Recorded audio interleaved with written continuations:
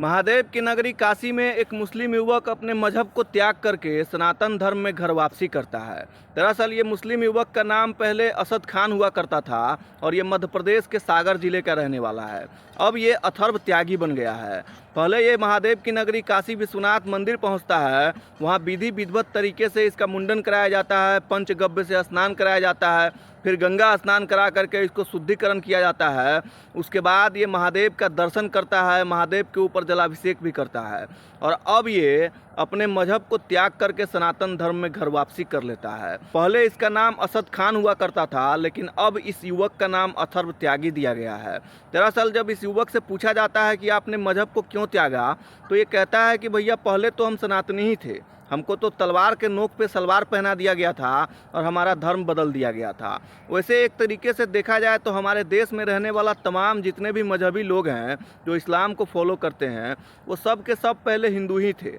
जब मुग़ल आक्रांता हमारे देश में आता है और शासन करता है तो वो तमाम लोगों को, बहुत सारे हिंदुओं को तलवार के नोक पे सलवार पहना देता है, जिसी का नतीजा है कि हमारे देश में भाई साहब जो आज रहने वाला जो अपने आप को कट्टर इस्लामिक मुसलमान बताता है, हकीकत यही है कि अगर उसका 500 साल पहले का इतिहास खंगालिएगा तो हिंदू निकलेगा।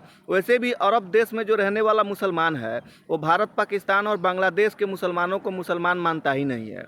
वो कहता है कि ये सभी लोग कन्वर्टेड है। जब हमारे देश में अकबर, बाबर, हुमायूं, औरंगजेब जैसे आक्रांता जब आया था, उसने न कि सिर्फ हिंदुओं को काटा बल्कि बहुत सारे हिंदुओं को तलवार के नोक पे सलवार पहना करके उसका धर्म भी बदलवा दिया। तो उसी का वंशज हमारे देश में अभी अपने आप को कट्टर मुसलमान बताता है।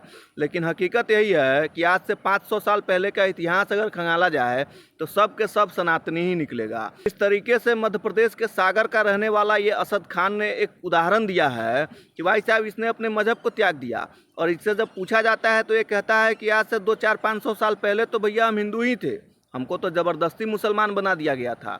इसीलिए इसने अपने मजहब को त्याग दिया और महादेव की नगरी काशी में आकर के भाई साहब सनातन धर्म में घर वापसी कर लेता है।